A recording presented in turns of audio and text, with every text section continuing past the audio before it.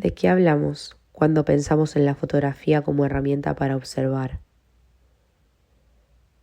¿Qué relación hay entre la mirada y la forma de percibirse? Si la cámara es un artefacto, ¿qué lugar le queda al cuerpo y a la memoria? ¿Es la memoria acaso un dispositivo?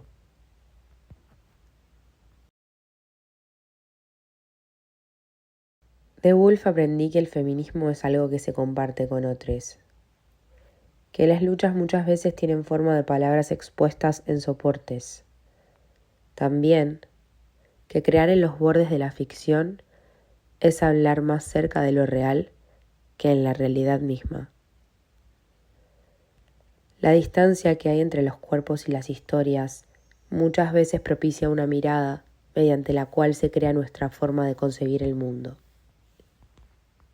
Al hablar de distancia, me refiero no solamente al espacio que se establece entre dos o más puntos, sino también a la información que se asoma o se escapa con ese espacio establecido.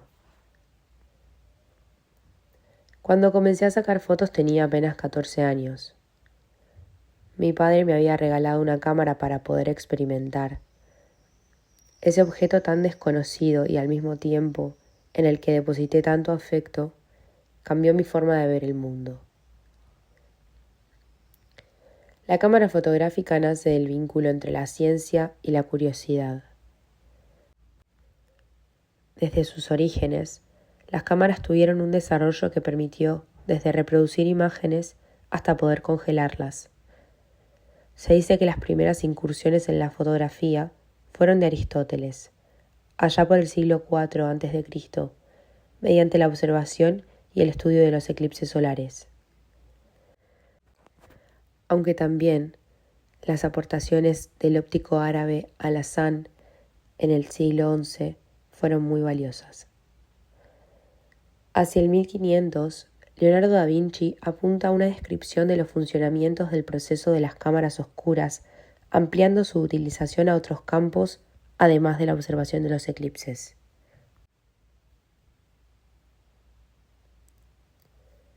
Mis primeros acercamientos a la cámara fueron a través de manuales y videos de YouTube. Las primeras fotos que tomaba no eran gran cosa, pero sí compartían algo en común. Mediante las fotografías, podía atisbar qué cosas le causaban curiosidad a mi visión, qué sujetos, qué objetos, qué formas de utilizar la luz y las sombras me generaban intriga. Una cámara oscura se genera cuando en un espacio cerrado y oscuro penetra por un agujero pequeño de alguna de las paredes una imagen del exterior. Los objetos reducen su tamaño y su nitidez varía en función de la distancia de las paredes de dicho espacio y la imagen del exterior. Además, dicha proyección se presenta de forma invertida. Con el paso de los años y a través de distintas personas, la fotografía fue evolucionando en distintas técnicas y dispositivos en pos de la pregunta por dichas imágenes. Desde la cámara oscura a la incorporación de espejos, hasta nuestros días en donde las mirrorless congregan el campo de la fotografía digital moderna. Las cámaras fotográficas, hoy por hoy, cada vez son más artificiales, más livianas y casi que más obsoletas también. La nitidez de las imágenes generadas por estos dispositivos rozan con el hiperrealismo. Escenarios que de tan detallados ya no distinguen las diferencias entre realidad y ficción. No sabemos ya si la visión está siendo alterada o si es el aparato quien trastoca lo real. A mis 18 años comencé a trabajar de fotógrafa. Todos los viernes iba al bar de mi ciudad a tomar fotos por la noche. Era mi primer trabajo luego de acabar el bachillerato y mientras estudiaba en la universidad. Allí comencé a sacar fotos con el flash incorporado de la cámara, ya que apenas controlaba algunas formas de exponer a la gente en esos espacios. Mis primeras fotos tenían dibujos por encima de las personas, casi como un intento de collage. En ese bar conocí a mi amigo Santi, quien muchas veces me decía que sacaba muchas imágenes fuera de foco. Me repetía: tenés que aprender a enfocar mejor. Por mucho tiempo, esta frase me hizo preguntarme acerca de qué era realmente a lo que Santi se refería. Con el paso de los años fui sacando fotos en eventos. Ahí conocí a otras personas de las cuales me rodeé y me fueron aportando desde sus técnicas y sus sensibilidades otras formas de observar.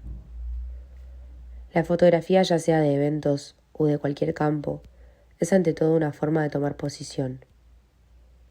La cámara es ante todo un mediador entre los ojos y la materia. Está en medio del sujeto y su contexto. La cámara permite que las imágenes sean también medio y puedan hablarnos. Mediante esta cualidad se hace posible una amplitud del pensamiento y de nuevos espacios que se conciben a partir de dicha amplitud. Un imaginario expandido.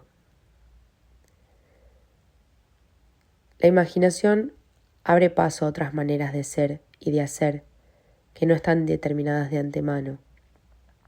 Y aquí reside su potencia de poder trastocar, mover las estructuras, en donde puede crecer una nueva forma, una diferencia.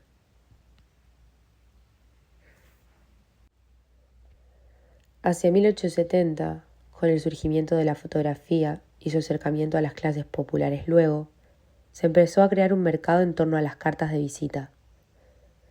Básicamente consistía en que aquellas personas que tenían algún familiar cercano que había fallecido contrataban a un o una fotógrafa, aunque la mayoría de las veces eran hombres en aquel entonces, para que los retrate y genere un proceso de hibridación fotográfica, en el cual, juntando un negativo menos de una fotografía de la persona fallecida al negativo menos del retrato de quien estaba de luto, generaba una imagen más en la que ambas personas convivían dentro. Junto con otro tipo de documentos que se creaban, empezaron a tener impresiones subjetivas hasta tal punto que la imaginación de los fotógrafos y las fotógrafas de aquella época, que retrataban la arqueología sobre todo y la geografía, influyeron notablemente en la objetividad de la ciencia.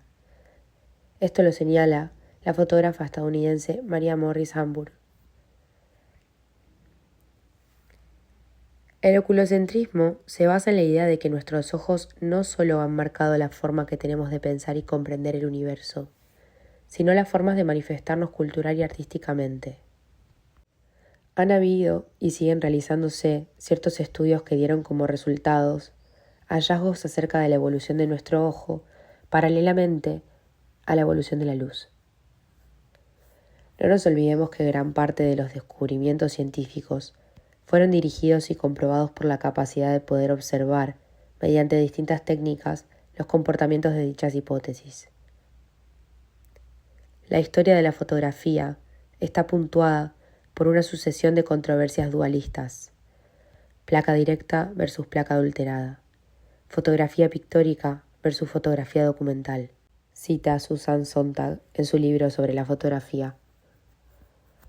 Este rasgo dual de la fotografía es el que en algún punto define las formas de expresión que son hasta ahora las que conforman su campo artístico. Para ser más precisas, en torno a las posibilidades de una imagen, las corrientes más modernas, que pujan por tecnologías cada vez más nítidas, junto con las corrientes que buscan regresar a un estado más puro, artesano, manual, de la imagen, viven en constante contradicción y por ende se mantienen en constante cambio y movimiento. Esto genera que ambas sobrevivan, se atraigan y se repelen. Menos, más, igual, menos. Los opuestos conviven generando un negativo como punto en común. La posibilidad de un sistema inacabado que no atenta a la extinción de ninguna de sus expresiones, sino que genera la apertura de nuevas variables y modos de hacer fotografía. Tras largas noches de utilizar el lente angular, el regulador de foco me dejaba de funcionar y por ende dejaba de enfocar automáticamente. Esto suponía un problema, ya que de noche nuestra visión suele adaptarse bastante a los entornos oscuros, pero a la hora de resolver problemas focales no era bastante alentador el panorama. Algo que aprendí de este tipo de situaciones fue a trabajar con la falta de nitidez. Ello me condujo a sutilizar mi visión y llevarla hasta un campo en donde no tenía mucho sentido de orientación, o mejor dicho, trabajar con esa falla de la lente dispuso que mi vista se afilase mucho más a la hora de mirar en y con la oscuridad. La nitidez nunca fue sinónimo de lo real para mí. En cambio, lo que aparece dificultoso de ver, a veces invertido, y en la oscuridad tal vez sí lo sean. Lo borroso me hizo y me hace activar el verbo, hacer factible mi avance. La potencia de lo que se abre y no se despliega en su totalidad me llevó a confiar en aquel umbral de posibilidades.